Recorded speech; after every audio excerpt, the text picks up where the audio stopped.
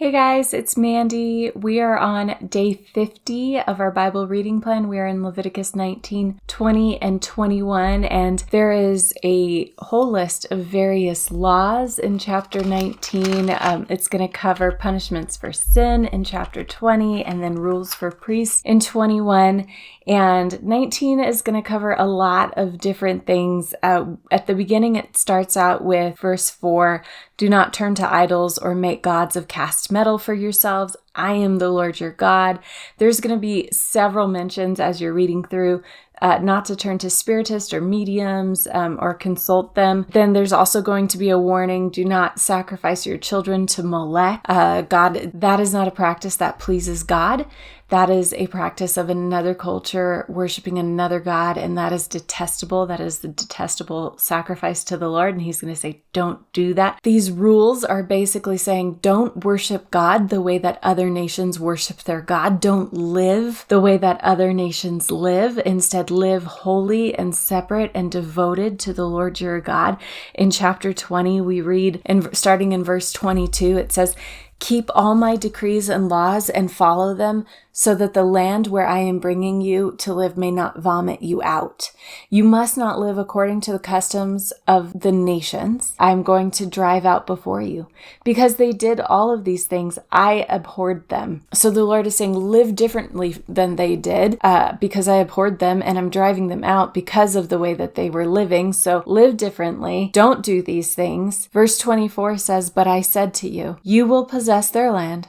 I will give it to you as an inheritance, a land flowing with milk and honey. I am the Lord your God, who has set you apart from the nations." And then later in verse 26, he says, "You are to be holy to me because I, the Lord, am holy. I have set you apart from the nations to be my own."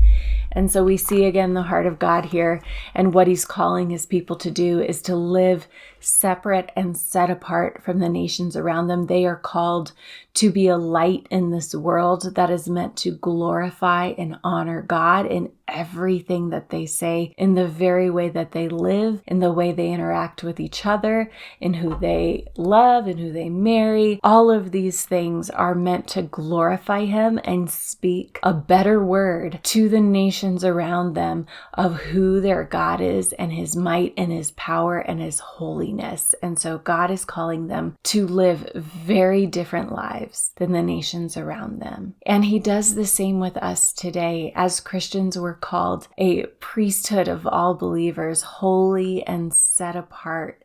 And our lives should reflect the God that we worship, that he is different than anything this world could offer. Our lives, like the lives of the Israelites, are meant to be a living testimony to who God is, what he has done, what he is doing, and what he calls us to. I just want to encourage you today that he's calling us to this same standard. It might look maybe a little different today because of the forgiveness and the grace that we have found in Jesus. We don't have to sacrifice every time we make mistakes, every time we get it wrong, but we are meant to endeavor to live lives that are wholly separate and set apart and dedicated to God so that he could be honored in this world. And so as I read this, I'm encouraged just at what Jesus has done for us and what God calls us to continue to participate in as we live here on this earth. So I hope that that encourages you today. I know it encourages me as I read through this. Keep going with Leviticus. You're doing great. This is the third book of the Bible, and we are making lots of progress. Keep it up. Keep reading. I can't wait to hear your comments today and what God is speaking to you. Have a great day, guys.